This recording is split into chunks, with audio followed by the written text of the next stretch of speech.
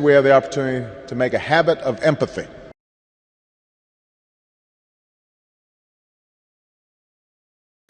Well, I've been also working on a piece on Obama and his Oh, talking great. about empathy. Yes. So I've gone through and found over 30 of his speeches where he's talked about empathy. Yes. So how would you relate connectedness with empathy? Well, empathy is a sort of it is the emotional experience of connectedness, and it's very natural to human beings, much more natural than judgment, by the way. It's you see a child.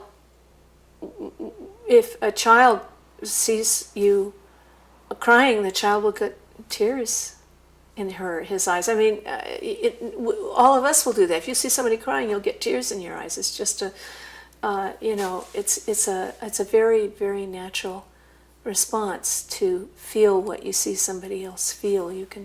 You embody it yourself, And I think that democracy is based on empathy. That's one of the things I wrote about in this latest book I wrote called Wrestling with the Angel of Democracy, that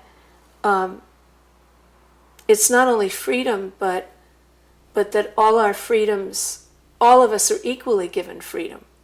So freedom doesn't mean anything without the corollary concept of equality under the law. Because the monarch had freedom in old monarchical societies, the king had freedom. Aristocrats had more freedom than commoners. What creates, what's unique about freedom under democracy is that it's equality under the law. And what underlies that? If I feel, if I hear you saying, so there's a right-winger over there, and that right-winger is saying things that I disagree with, I say, oh, I can't stand what this person is saying. I really don't like it. But on the other hand, if I think of shutting that person up, I think, no, that isn't right. That person has a right to speak. They want that right as much as I do. So that encourages empathy. We have a kind of empathetic system structurally with democracy. But also, when at this point in the world, when we've got global warming, we have terrible economic problems all over the earth.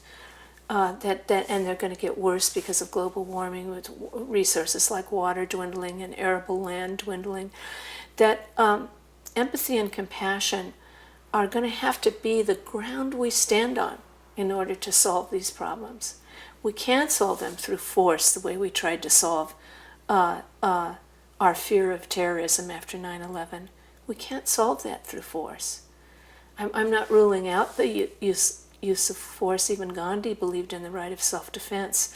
But what we did after 9/11 wasn't self-defense. Iraq was not attacking us. And, I think we've seen in the past much, much more effective way of countering violence is compassion. Do you know any stories? Do you remember any lessons that you learned about empathy? Well, look at first, several of them. One of them is a story that I tell in my book about Rose Schneiderman, and she was part of the Ladies Garment Workers Union.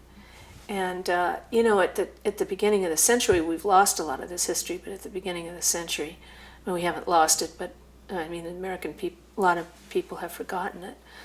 But before unions existed, it was common to work 12 and 16 hours and not have enough money at the end of the day to pay your rent and buy food and clothing and your basic needs. That's happening again in America now. But this woman came over as an immigrant. She came over from Russian Poland and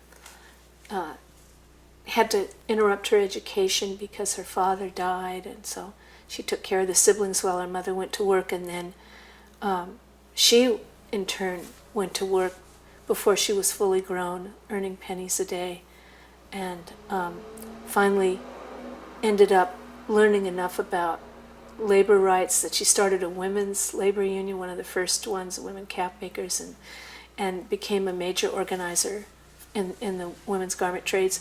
And she ended up meeting Frances Perkins, who introduced her to Eleanor Roosevelt.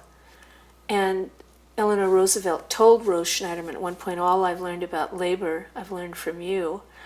And when Rose first came to America, when she was a child of 7 or 8, she lived in these terrible, terrible tenements that were built in the old Knickerbocker mansions in New York, and 1,000 people living in one building, sharing one outhouse that would be outdoors, and not even having their own running water. And disease was rampant because the quarters were so close and there wasn't proper sanitation, and not proper light coming in or air circulating through the rooms. And and then Rose, changed her life through organizing for unions, and met Eleanor Roosevelt, and had a major effect on the New Deal and FDR's regime and presidency, and Eleanor Roosevelt, to me, is an example of that compassion. She happened to have descended from the Knickerbockers, that family that had owned these mansions at one point and sold them, and they became these tenements. She was herself a Roosevelt. They were cousins, Franklin and Eleanor, and they were related to the Knickerbocker clan, one of the wealthiest families in the nation.